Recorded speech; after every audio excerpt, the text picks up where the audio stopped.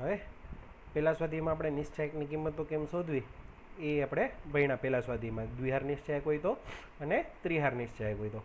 હવે નિશ્ચાયકના અમુક ગુણધર્મો કે નિશ્ચાયક ઉપર અમુક ક્રિયાઓ કરવાથી નિશ્ચાયકના મૂલ્યમાં શું ફેરફાર થાય છે. બરાબર, આજે ખાલી આપણે 4.2 એની થિયરી ભણશું, કારણ કે આ બધા જ નિયમો બહુ જ ઇમ્પોર્ટન્ટ છે.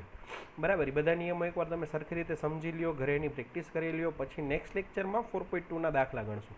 બરાબર, તો સૌથી પહેલો ગુણધર્મ કે નિશ્ચાયકની બધી હારને અનુરૂપ સ્તંભોમાં ફેરવવામાં આવે તો નિશ્ચાયકનું મૂલ્ય બદલાતું નથી.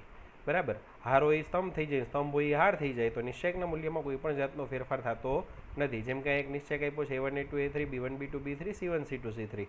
હવે આનો મેં ટ્રાન્સપોઝ પરિવર્ત શ્રેણી તમે ત્રીજા ચેપ્ટરમાં ભણી ગયા, પરિવર્ત શ્રેણી એટલે શું. બરાબર, એટલે કે મેં એનો ટ્રાન્સપોઝ કર્યો, બધી હાર અને સ્તંભને અનુરૂપ ફેરવી નાખી. બરાબર, જેમ કે પહેલી હાર હતી અહીંયા પહેલો સ્તંભ થઈ ગયો, બીજી હાર હતી અહીંયા બીજો સ્તંભ થઈ ગયો, અને ત્રીજી હાર હતી અહીંયા ત્રીજો સ્તંભ થઈ ગયો.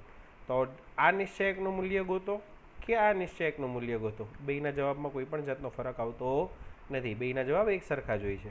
બરાબર, determinant of A is equals to determinant of A dash. બરાબર, ડિટર્મિનન્ટ ઓફ A આ રીતે લખાય, અને બીજું આગલા લેક્ચરમાં ભણ્યા હતા આપણે આ રીતે લખાય, નિશ્ચાયકમાં A બરાબર નિશ્ચાયકમાં A ડેશ. જ્યાં A ડેશ છે એ શું છે તો કે પરિવર્ત શ્રેણિક ટ્રાન્સપોઝ. બરાબર, ત્રીજા ચેપ્ટરમાં તમે ભણ્યા હતા એ છે પરિવર્ત શ્રેણી. બરાબર, એનું એક ઉદાહરણ જોઈએ કે આ નિશ્ચાયક એનું મૂલ્ય અને એમાં RI to CI. હા, એક વસ્તુ રહી ગઈ, એનો સિમ્બોલ આ રીતે લખાય RI to CI. બરાબર, RI to CI ક્રિયા કરવાથી ડીનું મૂલ્ય બદલાતું નથી તેમ ચકાસો. તો આ નિશ્ચાયકનું મૂલ્ય ત્રિહાર નિશ્ચાયકનું મૂલ્ય કેમ ગોતવું આપણે 4.1માં ભણ્યા. બરાબર, તો આ નિશ્ચાયકનું મૂલ્ય ગોતવું હોય તો 2 એની હારે ઈ હાર ને સ્તંભ સિવાયનો જે દ્વિહાર નિશ્ચાયક હોય એ દ્વિહાર નિશ્ચાયક હવે ડાયરેક્ટ સોલ્વ કર્યો છે. બરાબર, આ હાર અને આ સ્તંભ વયો જાય તો આ દ્વિહાર નિશ્ચાયક સોલ્વ કરો તો ચોકે ચોકે 16 માઇનસ -3 ગુણ્યા 2 માઇનસ છે એટલે માઇનસ માઇનસ +6. એ જ રીતે પછી બીજા રે -1 આરે 3 ગુણ્યા 4 12 -5 ગુણ્યા 2 10 છેલ્લા રે પાછો +1 પણ એમાં માઇનસની નિશાની છે એટલે -1. બરાબર, એટલે -1 3 ગુણ્યા -3 -5 ગુણ્યા 4 એટલે કે -9 -20. તો એને સોલ્વ કર્યો એટલે જવાબ આવ્યો તમારી પાસે 71. બરાબર, હવે આપણે એના ઉપર RI to CI પ્રક્રિયા કરી. RI to CI પ્રક્રિયા એટલે બધા હાર અને સ્તંભની અદલા બદલી. તો જે પહેલી હાર હતી અહીંયા પહેલો સ્તંભ થઈ ગયો, બીજી હાર હતી અહીંયા બીજો સ્તંભ થઈ ગયો, અને ત્રીજી હાર હતી અહીંયા ત્રીજો સ્તંભ થઈ ગયો. આ નિશ્ચાયકનું મૂલ્ય ગોતી તો 2 એની હારે ગુણાકારમાં ચોકે ચોકે 16 -2 ગુણ્યા -3 એટલે માઇનસ માઇનસ +6 એટલે 16 + 6. બીજા ઘટક હારે માઇનસની નિશાની એટલે -3. એની હારે ગુણાકારમાં ઈ હારની સ્તંભ નો લ્યો તો આ જે 4 ઘટક વધે તો એનો ગુણાકાર 1 ગુણ્યા 4 4 માઇનસ -1 ગુણ્યા -3 એટલે કે +3 વચ્ચે માઇનસની નિશાની એમને વત્તા 5 હારે ગુણાકારમાં 2 × 2 માઇનસ -1 ગુણ્યા 4 -4 એટલે માઇનસ માઇનસ +4. તો એને સોલ્વ કર્યો તો જવાબ આવ્યો 71. બરાબર, તો બે જવાબ કેવા આવ્યા સરખા. મીન્સ RI to CI કરવાથી હાર અને સ્તંભની અદલા બદલી કરવાથી નિશ્ચાયકના મૂલ્યમાં કોઈ પણ જાતનો ફેરફાર થતો નથી. આ તમારો પહેલો ગુણધર્મ. બીજો ગુણધર્મ, નિશ્ચાયકની કોઈ પણ બે હારની અદલા બદલી કરતાં મળતા નિશ્ચાયકનું મૂલ્ય આપેલા નિશ્ચાયકના મૂલ્યની વિરોધી સંખ્યા હોય છે. શું કરવાનું તો કે કોઈ પણ બે હારની અથવા કોઈ પણ બે સ્તંભની અદલા બદલી કરો તો નિશ્ચાયકનું મૂલ્ય છે એ ફરી જાય. બરાબર, શું થઈ જાય તો કે જે જવાબ આવતો હોય એનો માઇનસ જવાબ. જેમ કે આ નિશ્ચાયક છે delta A1 A2 A3 B1 B2 B3 C1 C2 C3. પ્રથમ અને તૃતીય હારની અદલા બદલી કરવાની. હવે એને લખાય કેમ, પ્રથમ અને તૃતીય હારની અદલા બદલી કરો ને એને સિમ્બોલમાં આ રીતે લખાય R1 ચેન્જીસ ટુ R3 એટલે કે એને કહેવાય R1 અને R3 ની અદલા બદલી. બરાબર, જો એ સિમ્બોલ આપ્યો છે RI RJ. તો R1 અને R3 પેલી અને ત્રીજી હારની અદલા બદલી, બરાબર. તો પેલી અને ત્રીજી હારની અદલા બદલી કરો, બરાબર. તો આ ત્રીજી હાર થઈ જાય અને આ પેલી હાર થઈ જાય. એટલે પેલી હાર થઈ ગઈ C1 C2 C3 અને ત્રીજી હાર થઈ ગઈ A1 A2 A3, આ B1 B2 B3 એમને મળ્યા. તો આ જે નિશ્ચયકનું મૂલ્ય મળે એ આ જે નિશ્ચયકના મૂલ્ય હોય એની વિરોધી સંખ્યા હોય. માની લો કે આનું નિશ્ચયકનું મૂલ્ય તમને 10 મળતું હોય, તો આ નિશ્ચયકનું મૂલ્ય કેટલું મળે? તો કે -10, બરાબર. એ જ રીતે જો આ નિશ્ચયકનું મૂલ્ય -15 મળતું હોય, તો આ નિશ્ચયકનું મૂલ્ય કેટલું મળે? તો કે +15. જસ્ટ એક ઉદાહરણ આપ્યા છે, બરાબર. ઇન શોર્ટ હોય એના કરતાં વિરોધી સંખ્યા થઈ જાય. ચલો એનું ઉદાહરણ, આના માટે ગુણધર્મ 2ની ચકાસણી કરો. હવે આ નિશ્ચયકની કિંમત તમારે જાતે ગોતી લેવાની. નિશ્ચયકની કિંમત આવશે -28. હવે આપણે R2 અને R3ની અદલા બદલી કરી, એટલે કે R2 ચેન્જીસ ટુ R3, એ રીતે વચાય. R2 changes two R3. R2 અને R3ની અદલા બદલી કરો એટલે બીજી હાર છે ત્રીજી હાર થઈ જાય અને ત્રીજી હાર છે બીજી હાર થઈ જાય, બરાબર. તો 1 5 -7 પહેલાં આવી ગયું, 6 0 4 નીચે આવી ગયું. હવે આનું મૂલ્ય મેળવી તો 2 ERની સ્તંભ નહીં લેવાનો, એટલે એની હાર નિશ્ચય કહેવાય 5 - 7 0 4.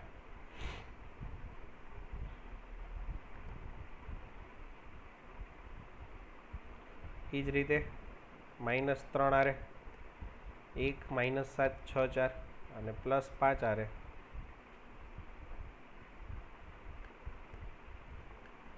1 5 6 0, બરાબર. હવે એ નિશ્ચયક સોલ્વ તમને કરતા આવડે, બરાબર. તો એ નિશ્ચયકને સોલ્વ કરો તો 5 ચોક 20 -0 -+3 4 1 4 -6 ગુણ્યા -7 એટલે -+42 5 આરે 0 -30. જવાબ શું આવ્યો? 28. અહીંયા જવાબ શું હતો? -28. અહીંયા જવાબ આવ્યો +28, બરાબર. હવે માની લો કે આ જે નિશ્ચયક મળ્યો એના ઉપર હું પાછી પ્રક્રિયા કરું કે C1 ઇન્ટરચેન્જ ટુ C2, પહેલા અને બીજા સ્તંભની અદલા બદલી. તો નિશ્ચયક શું થઈ જાય? તો કે જે બીજો સ્તંભ છે -3 5 0 એ પહેલો સ્તંભ થઈ જશે અને જે પહેલો સ્તંભ છે 2 1 6 એ બીજો સ્તંભ થઈ જશે. ત્રીજો સ્તંભ એમને થશે. તો આનો જવાબ કેટલો આવશે?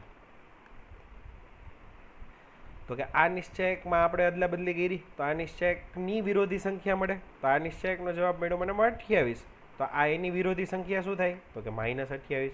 તો જો તમે આ નિશ્ચયક સોલ્વ કરો તો આનો જવાબ પાછો થઈ જાય -28, મીન્સ આના જેટલો.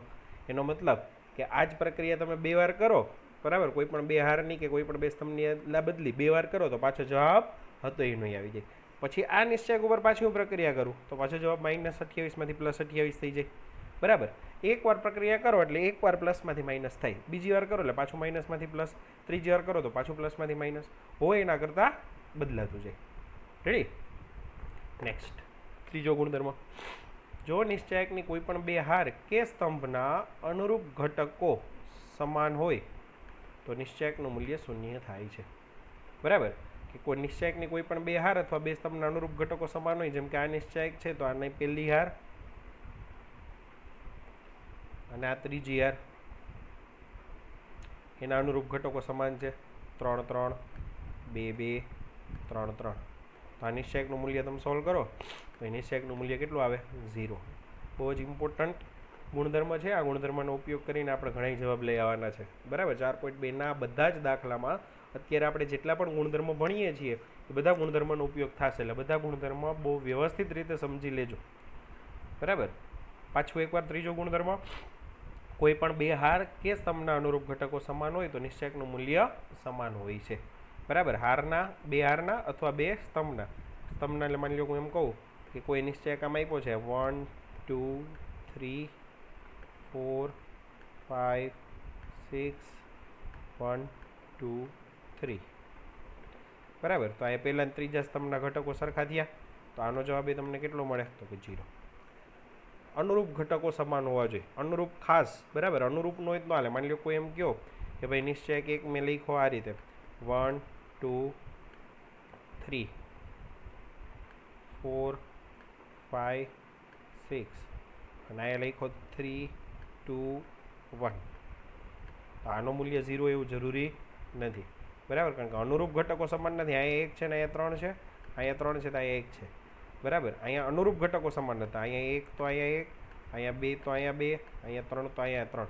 અનુરૂપ ઘટકો સમાન હોય તો નિશ્ચાયકનું મૂલ્ય 0 થાય. અનુરૂપ ઘટકો સમાન હોય તો નિશ્ચાયકનું મૂલ્ય 0 થઈ પણ શકે, ન પણ થાય, કોઈ જરૂરી છે નહીં, બરાબર. નેક્સ્ટ ચોથો ગુણધર્મ, નિશ્ચાયકની કોઈ પણ હાર કે સ્તંભને ના પ્રત્યેક ઘટકને વાસ્તવિક સંખ્યા k વડે ગુણી મળતા નિશ્ચાયકનું મૂલ્ય આપેલા નિશ્ચાયકના મૂલ્ય કરતાં k ગણું છે. હવે નિશ્ચાયક અને શ્રેણિક વચ્ચેનું આ એક ડિફરન્સ, બરાબર. શ્રેણિકમાં કોઈ પણ શ્રેણિકમાં હું તમને એમ કહું કે કોઈ શ્રેણિક એ આપ્યો છે,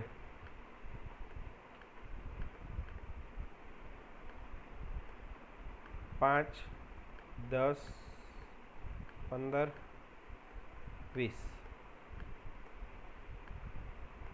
બરાબર. તો આમાંથી હું 5 કોમન લઉં તો અંદરનું શ્રેણિક શું થાય? 1 2 3 4, બરાબર. તો એ જેમાં 5 કોમન લીધા એ શેમાંથી લીધા? તો કે પ્રત્યેક ઘટકમાંથી લીધા. હવે નિશ્ચાયકમાં જોજો, નિશ્ચાયકમાં શું થશે કે નિશ્ચાયકની પેલી હારને મેં k વડે ગુણી. નિશ્ચાયકની કેટલામી હારને મેં k વડે ગુણી? પેલી હારને, બરાબર. એનો સિમ્બોલ છે RIK, એટલે કે અહીંયા પેલી હારને k વડે ગુણી એટલે KR1, બરાબર. આ રીતે લખાય, R1 ચેન્જીસ ટુ KR1, એટલે કે RI ચેન્જીસ ટુ KRI. આ રીતનો સિમ્બોલ છે. જૂની ટેક્સ્ટ બુકમાં આ રીતે સિમ્બોલ આપ્યા હતા, આપણી નવી ટેક્સ્ટ બુકમાં આ રીતે સિમ્બોલ આપ્યા છે, બરાબર. તો પેલી હારને k વડે ગુણતા, તો પેલી હારને મેં k વડે ગુણી એટલે K1 KB1 અને KC1 થયું. હવે એ નિશ્ચાયકનું મૂલ્ય તમે ગોતશો ને, એટલે એ નિશ્ચાયકનું મૂલ્ય થશે k ગણું, બરાબર. નિશ્ચાયકનું મૂલ્ય થયું k ગણું, k ઇન્ટુ d. ખાલી પેલી હારને મેં k વડે ગુણી તો નિશ્ચાયકનું મૂલ્ય થઈ ગયું k ગણું, બરાબર. જ્યારે શ્રેણિકમાં આપણે 5 કોમન લેતા હતા, આખા શ્રેણિકની બહાર 5 આવી જતો, અથવા કોઈ શ્રેણિક હું તમને એમ આપું કે a ઇક્વલ ટુ 1 2 3 4 અને 3a ગોતો, તો શ્રેણિકને 3 વડે ગુણવાનું હોય, બરાબર. તો એ શ્રેણિકના દરેક ઘટકને મારે 3 વડે ગુણવો પડે. 3 6 9 12. જ્યારે અહીંયા જ્યારે પણ કોઈ પણ એક હારને ગુણો તો એ નિશ્ચાયકનું મૂલ્ય k ગણું થઈ જાય. એનો મતલબ માની લો કે હું ત્રણેય હારને k વડે ગુણી નાખત તો જવાબ થઈ જાત k³ ગુણ્યા d. આ શ્રેણિક અને નિશ્ચાયક વચ્ચેનો ડિફરન્સ, બરાબર. હવે આનો ઓપોઝિટ રીતે વિચારો, ઊંધી રીતે, કે મારે કોઈ પણ ઘટક કોમન લેવો હોય તો એ મારે એક હારમાંથી પણ કોમન લઈ શકાય, બહાર આવી જાય. જ્યારે શ્રેણિકમાંથી કોમન લેવો હોય તો શ્રેણિકના બધા ઘટકમાંથી કોમન લેવો પડે. નિશ્ચાયકમાંથી કોમન લેવો હોય તો કોઈ પણ એક હાર કે એક સ્તંભમાંથી તમે એને કોમન લઈ શકો, બરાબર. એટલે દરેક ઘટકમાં એ હોવું જરૂરી નથી, બરાબર. માની લો હું તમને આવો કોઈ નિશ્ચાયક આપું કે 5 10 15 3 5 6 2 3 8, આવો કોઈ નિશ્ચયક આપ્યો રેન્ડમલી, બરાબર. તો હવે જો પેલી હારમાંથી 5 કોમન આવે છે તો હું આ નિશ્ચયક નામ લખી શકું કે 5 ગુણ્યા 1 2 3 3 5 6 2 3 8, બરાબર. તો આ રીતે લખી શકાય. ખાલી એક જ હારમાંથી કે એક જ સ્તંભમાંથી કોમન નીકળી શકે. જ્યારે શ્રેણિકમાં આખા શ્રેણિકના બધા ઘટકોમાંથી કોમન લેવું પડે. તો આ નિશ્ચયક અને શ્રેણિક વચ્ચેનો બીજો ડિફરન્સ થયો. એના પછીનો ગુણધર્મ, જો નિશ્ચયકની કોઈ પણ બે હારના અનુરૂપ ઘટકો સામાન્ય ગુણોત્તરમાં હોય તો તે નિશ્ચયકનું મૂલ્ય 0 થાય છે, બરાબર.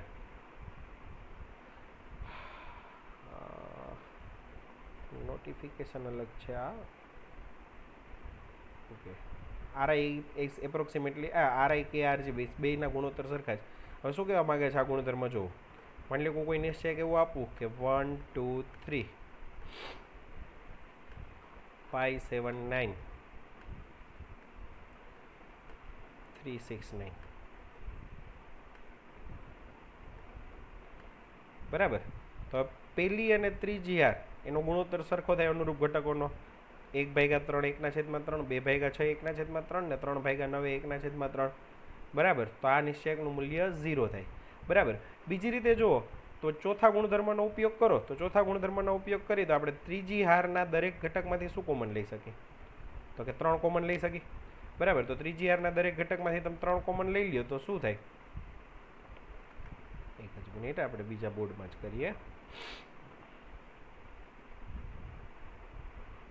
માની લો કે આ રીતનો નિશ્ચયક આપ્યો છે 1 2 3 4 7 9 બરાબર. અને અહીં આપ્યો છે 3 6 9. હવે આની પહેલાંનો ગુણધર્મ જોઈએ, ગુણધર્મ પ્રમાણે કોઈ એક હાર કે કોઈ એક સ્તંભમાંથી આપણે કોમન લઈ શકીએ. તો અહીંયા આપણે ત્રીજી હારમાંથી 3 કોમન લઉં તો 12 3 આવી ગયું. તો પહેલી ને બીજી હાર એમને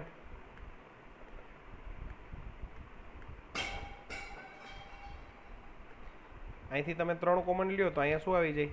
1 2 અને 3 આવી જાય બરાબર. તો પહેલી અને ત્રીજી હાર સરખી થઈ ગઈ. તો પહેલી અને ત્રીજી હાર સરખી થઈ તો એ આપણે ગુણધર્મ ભણ્યા કે કોઈ પણ બે હારના અનુરૂપ ઘટકો સમાન હોય તો એનો જવાબ 0 આવે બરાબર. તો એનો જવાબ થાય 0.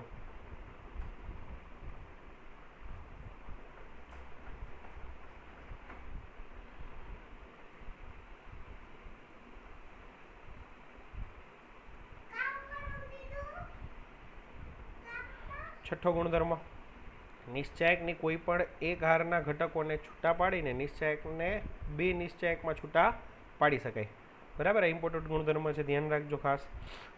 માની લો કે આ રીતે કોઈ નિશ્ચયક છે, એમાં પહેલી હારમાં બે ઘટક છે a1 + x1 b1 + y1 c1 + z1, બીજી હાર a2 b2 c2 એમ ત્રીજી હાર a3 b3 c3 એમ. તો આને મારે બે નિશ્ચયકમાં છૂટા પાડવા શું કરવાનું? તો કે બીજી ને ત્રીજી હાર બેમાં એમને લખી નાખવાની. બીજી અને ત્રીજી હાર બેમાં એમને લખી નાખી. આનો પહેલો ઘટક a1 b1 c1 એ મેં પહેલા નિશ્ચયકમાં આપી દીધો અને બીજો ઘટક x1 y1 z1 એ મેં બીજામાં આપી દીધો, બીજા નિશ્ચયકમાં આપી દીધો બરાબર. આ રીતે યુઝ થશે. અને આનો બીજી રીતે યુઝ થશે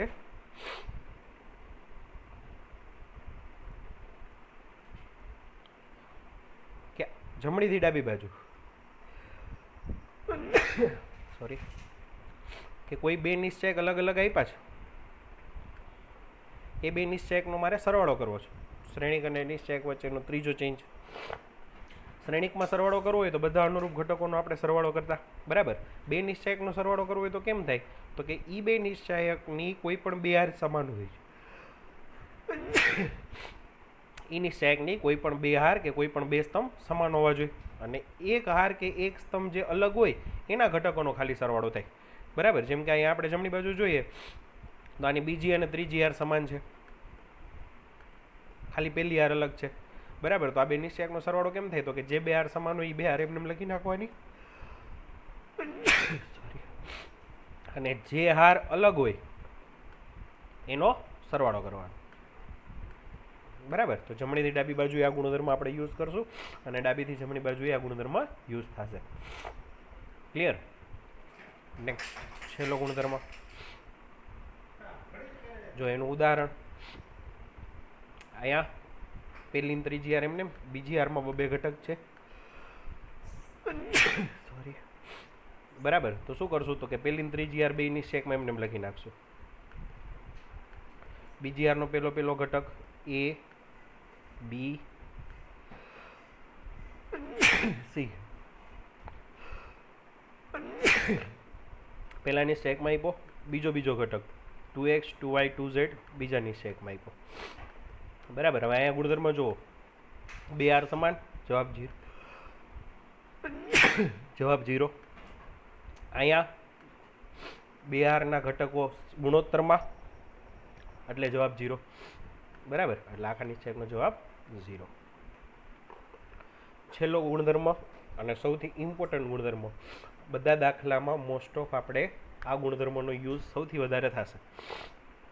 નિશ્ચાયકની કોઈ પણ હાર કે સ્તંભના પ્રત્યેક ઘટકને કે વડે ગુણી અન્ય હાર કે સ્તંભના અનુરૂપ ઘટકોમાં ઉમેરતા નિશ્ચાયકની કિંમત બદલાતી નથી.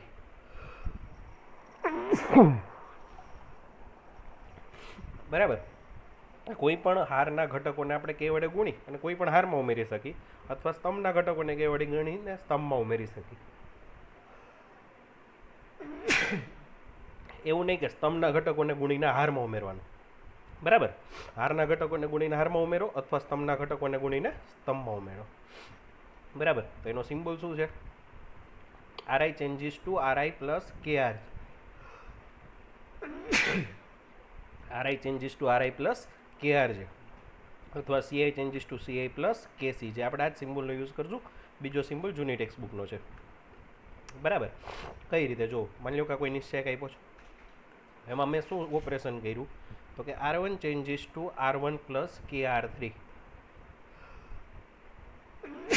તો એનો મતલબ શું થાય કે R3ના દરેક ઘટકને K વડે ગુણી અને R1માં ઉમેરવાના. એટલે બદલાશે કોણ? R1. R3માં કોઈ પણ જાતનો બદલાવ આવશે નહીં. બરાબર. R3ના પ્રત્યેક ઘટકને K વડે ગુણી અને મારે શેમાં ઉમેરવાના? R1માં. તો આ ઘટકને હું K1 વડે ગુણું તો KC1, એને R1માં ઉમેરો એના અનુરૂપ ઘટકમાં તો A1 પ્લસ KC1. એ જ રીતે આને K વડે ગુણીને આમાં ઉમેરો તો A2 પ્લસ KC2. અને એ જ રીતે આને K વડે ગુણીને આમાં ઉમેરો તો A3 પ્લસ KC3. બરાબર. તો બદલાવ ક્યાં આવ્યો? તો કે પહેલી હારમાં. ત્રીજી હારમાં કોઈ પણ જાતનો બદલાવ આવશે નહીં. તો આ નિશ્ચયકનું મૂલ્ય ગોતો એ આ નિશ્ચયકના મૂલ્ય જેટલું જોઈએ. બેના નિશ્ચયકમાં કોઈ પણ જાતનો ફેરફાર થાય નહીં. ડેલ્ટા અને Δ1 બેનું મૂલ્ય કેવું રહે? સરખું. બરાબર. એટલે આ ગુણધર્મ ખાસ ઇમ્પોર્ટન્ટ. મોટાભાગના દાખલામાં આ ગુણધર્મનો આપણે સૌથી વધારે ઉપયોગ કરશું. બરાબર. કોઈ પણ હાર કે કોઈ પણ સ્તંભમાં આ ગુણધર્મ યુઝ થઈ શકે. માની લો કે આપણે એવું કંઈ કરીએ કે આમાં હું એ રીતના કરું કે C2 changes two C2 plus KC1. તો બદલાશે કોણ? તો કે બીજો સ્તંભ. પહેલા સ્તંભમાં કોઈ પણ જાતનો ફેરફાર થશે નહીં. બરાબર. તો શું ફેરફાર થશે? તો કે પહેલો સ્તંભ એમને A1 B1 C1. બીજા સ્તંભમાં શું ફેરફાર થશે? તો કે પહેલા સ્તંભના ઘટકને K વડે ગુણીને મારે બીજામાં ઉમેરવાનો. એટલે A2 plus KA1 B2 plus KB2 અને K2 B2 પ્લસ KB1 અને C2 પ્લસ KC1. ત્રીજા સ્તંભમાં કોઈ પણ જાતનો ફેરફાર નહીં. A3 B3 અને C3 એમને રહેશે. બરાબર. તો આ નિશ્ચયકનું મૂલ્ય એને હું Δ2 કહી દઉં. નીચે Δ1 કીધું છે એટલે. તો Δ2 અને ડેલ્ટા એ બેનો જવાબ કેવો આવશે? સરખો. ડેલ્ટાનો જવાબ ગોતો કે Δ2નો જવાબ ગોતો, એ બેનો જવાબ આવશે સરખો. એમાં કોઈ પણ જાતનો ફેરફાર થશે નહીં. બરાબર. ક્લિયર? હા. શરત એ કે K is not equal to 0. K 0 હોવો જોઈએ નહીં. બરાબર. કોઈ પણ આને 0 વડે ગુણીને બીજામાં ઉમેરો તેનાથી કંઈ ફેરફાર થાય નહીં. એટલે K 0 ન હોવો જોઈએ. બરાબર. જોઈએ દાખલો. સાબિત કરો કે આના બરાબર A3. હવે જો અહીંયા A છે, અહીંયા 2A છે અને અહીંયા 3A છે. તો જો હું આને 2 વડે ગુણી અને આમાંથી હું બાદ કરું તો જવાબ 0 થઈ જાય. બરાબર. તો નિશ્ચયક થોડો ખેલો થાય સોલ્વ કરવામાં. બરાબર. તો બીજી હારમાં શું ચેન્જ કરવાનો છે? તો કે પહેલી હારને 2 વડે ગુણીને બાદ કરવાનું છે. તો R2 changes two R2 minus 2R1. તો 2 વડે ગુણીને બાદ કરો તો 2A માઇનસ A 0.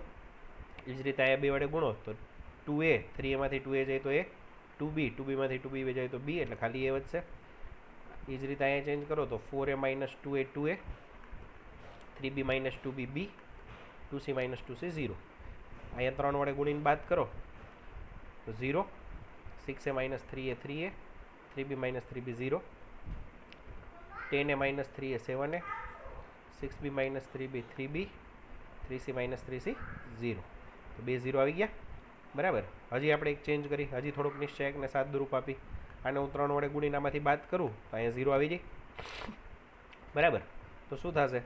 તો કે R3 changes two R3 minus 3R2. 3 વડે ગુણી બીજી આરને અને ત્રીજી આરમાંથી હું બાદ કરું તો 0 માઇનસ 0 એટલે અહીંયા તો કોઈ ફરક નહીં આવે. આને 3 વડે ગુણીને આમાંથી બાદ કરો તો 3a માઇનસ 3 એ 0. 7 એ માઇનસ આને 3 વડે ગુણો તો 6 એ, તો 7 એ માઇનસ 6 એ a. આને 3 વડે ગુણો તો 3b માઇનસ 3b 0. બરાબર. તો અહીંયા આવ્યો a. આનું સાદુરૂપ આપશો તો જવાબ આવશે a ક્યુ. બરાબર. આ ટાઈપના દાખલા આપણે 4.2માં કરવાના છે. બરાબર. આ અત્યારે સમજાયું તો ભલે, ન સમજાયું તો ભલે. આ એક ઉદાહરણ. આ ટાઈપના દાખલા ઘણા આપણે 4.2માં કરવાના છે, પણ આ 7 ગુણધર્મ યાદ રહેવા જોઈએ સરખી રીતે. બરાબર. પહેલો ગુણધર્મ બધી હારના અનુરૂપ સ્તંભમાં ફેરવો, નિશ્ચયકનું મૂલ્ય બદલાતું નથી. બીજો ગુણધર્મ કોઈ પણ બે હાર કે કોઈ પણ બે સ્તંભની અદલા બદલી કરો તો નિશ્ચયકનું મૂલ્ય આપેલ નિશ્ચયકના મૂલ્ય કરતાં વિરોધી સંખ્યા થાય છે. ત્રીજા નિશ્ચયકનું મૂલ્ય કોઈ પણ બે હારના અનુરૂપ ઘટકો સમાન હોય તો નિશ્ચયકનું મૂલ્ય 0 થાય. ચોથું, કોઈ પણ હારના પ્રતિક ઘટકને કે વડે ગુણી મૂળતા નિશ્ચયકનું મૂલ્ય આપેલા નિશ્ચયકના મૂલ્ય કરતાં કે ગણું થાય. એટલે કોઈ પણ એક હારને તમે કે વડે ગુણો તો આપેલા નિશ્ચયકનું મૂલ્ય કે ગણું થઈ જાય. બરાબર. માની લો કે નિશ્ચયકનું મૂલ્ય છે 10, તમે પહેલી હારને 10 વડે ગુણ નાખી. હવે નિશ્ચયકનું મૂલ્ય છે 12, પહેલી હારને તમે 3 વડે ગુણ નાખી. બરાબર. તો નિશ્ચયક નવો નિશ્ચયક મળશે, એનું મૂલ્ય થશે 36. 12 તેરીને 36. પાંચમો ગુણધર્મ બે નિશ્ચયકનો સરવાળો કઈ રીતે કરવો પાંચમો ગુણધર્મ તો કે શૂન્ય થાય ક્યારે? કે કોઈ પણ બે હાર કે કોઈ પણ બે સ્તંભના અનુરૂપ ઘટકો સમાન ગુણોત્તરમાં હોય. છઠ્ઠો ગુણધર્મ બે નિશ્ચયકનો સરવાળો કઈ રીતે કરવો ઈ. અને સાતમો અને સૌથી ઇમ્પોર્ટન્ટ ગુણધર્મ કોઈ પણ હારને કે વડે ગુણીને બીજી હારમાં અથવા કોઈ પણ સ્તંભને કે વડે ગુણીને બીજા સ્તંભના અનુરૂપ ઘટકોમાં ઉમેરો તો નિશ્ચયકની કિંમત બદલાતી નથી. આ ગુણધર્મ ખાસ સરખો સમજજો, સરખો વાંચજો. બરાબર. આ સૌથી ઇમ્પોર્ટન્ટ ગુણધર્મ, સૌથી વધારે આપણે આ ગુણધર્મનો યુઝ કરશું. બરાબર. આજ માટે આટલું. આ બધા ગુણધર્મો આવડી જાય પછી આપણે 4.2 ચાલુ કરશું. એટલે નેક્સ્ટ લેક્ચરમાં 4.2ના દાખલા ગણશું. ત્યાં સુધીમાં બધા જ ગુણધર્મો બહુ સરખી રીતે કરી લેજો. Okay, thank you.